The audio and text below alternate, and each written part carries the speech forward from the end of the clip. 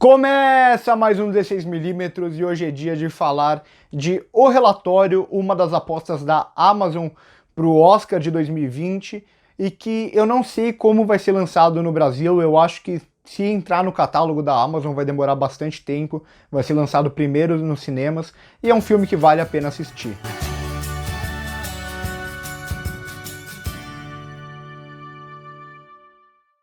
O relatório traz o agente Daniel J. Jones em uma pesquisa e elaboração de um imenso documento sobre as acusações do uso de tortura pela CIA e interrogatórios feitos para descobrir supostas ameaças aos Estados Unidos. Esse filme é dirigido e escrito pelo Scott Z. Burns, que eu critiquei o roteiro dele no filme A Lavanderia da Netflix, tem crítica recente no canal, mas eu falei lá que ele é um bom roteirista, lá ele é só roteirista e não diretor, porque ele fez praticamente a carreira inteira escrevendo roteiros, então ele é roteirista de filmes como Ultimato Bourne, como Contágio, ele é um cara que trabalha bastante escrevendo roteiros, principalmente pro Steven Soderbergh, que é produtor aqui do filme também, e aqui eu gosto bastante da direção dele, porque é uma direção que privilegia a história que ele está contando, então ele sabe que ele tem uma história muito boa em mãos e ele vai saber aproveitar isso acima de tudo, então ele não vai ficar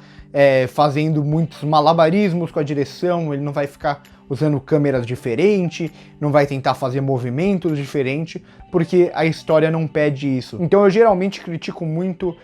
filmes que usam muito pouca profundidade de campo, que usam muita câmera próxima dos atores a todo instante, mas aqui funciona muito bem, porque aqui essa pouca profundidade de campo, essa câmera mais fechada, em ambientes mais fechados, que cria até um lado mais claustrofóbico, funciona muito bem com o que o personagem está passando, com a situação que a história está promovendo, que é basicamente alguém fazendo uma investigação muito pesada para o governo americano, em um lugar basicamente fechado, ali em um porão, em uma sala, onde ele tá de cabeça naquela história e o filme é basicamente ele. Então aqui esse uso das câmeras mais fechadas, com pouco movimento de câmera e com pouca profundidade de campo, funciona muito bem até para entender a psicologia do personagem. E a gente vê que no final do filme, quando passar toda essa história, pela primeira vez ele vai colocar o personagem em um plano bem mais aberto e com uma fotografia bem mais clara, até para mostrar quando ele consegue se libertar de todo aquele caso, se libertar de tudo aquilo. Então, se esses recursos que eu falei, geralmente eu acho que diminuem o valor da produção, nesse sentido, eles aumentam o valor da história, o valor do roteiro, e a partir deles até ele consegue criar uma espécie de thriller, até pelo uso dessa claustrofobia, pelo uso das sombras e tal, porque a gente sabe que é como se o personagem principal estivesse mexendo com alguém muito mais poderoso que ele e que pode acontecer algo com ele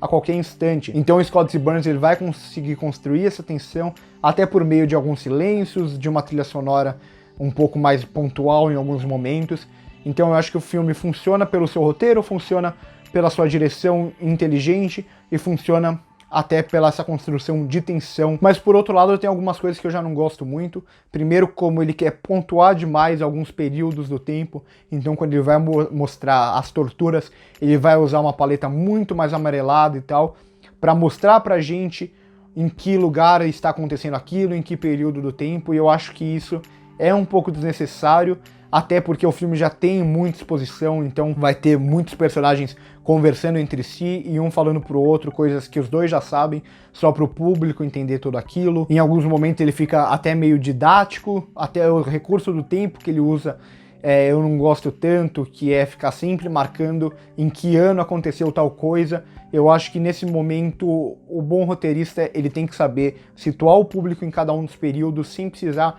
ficar marcando na tela qual é o ano que aquilo está acontecendo e por que aquilo está acontecendo naquele ano. Mas o que eu acho que faz o filme funcionar ainda mais é a atuação central. O Adam Driver ele vem se mostrando a cada ano uma evolução e como ele é um dos grandes atores do momento. Então o que ele faz aqui é uma atuação muito intimista, que ele está em boa parte do tempo sozinho,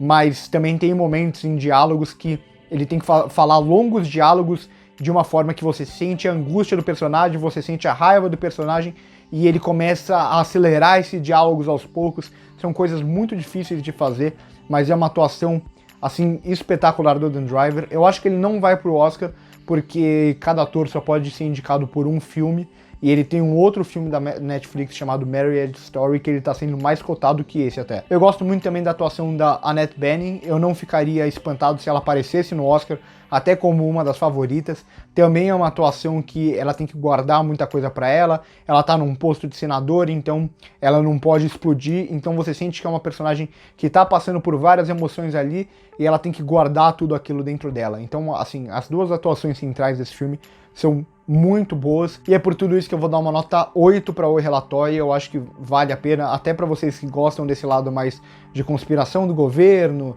de entender um pouco mais o lado da CIA. Esse filme tem até um lado de filme de jornalismo investigativo, que é algo que eu sempre gosto, sempre como jornalista e tal. Então, para vocês que gostam dessas temáticas e querem saber de uma história real, bastante importante ali dos Estados Unidos, da CIA e tal, eu acho que vale bastante a pena. Então por hoje é só. Se você gostou do vídeo, já deixa o seu like, se inscreve no canal, comenta o que você achou do filme, se vocês vão assistir ou não, e o que vocês acharam da crítica. Também passa no primeiro comentário para ver as nossas outras redes sociais, inclusive o Instagram, que a gente está usando para fazer críticas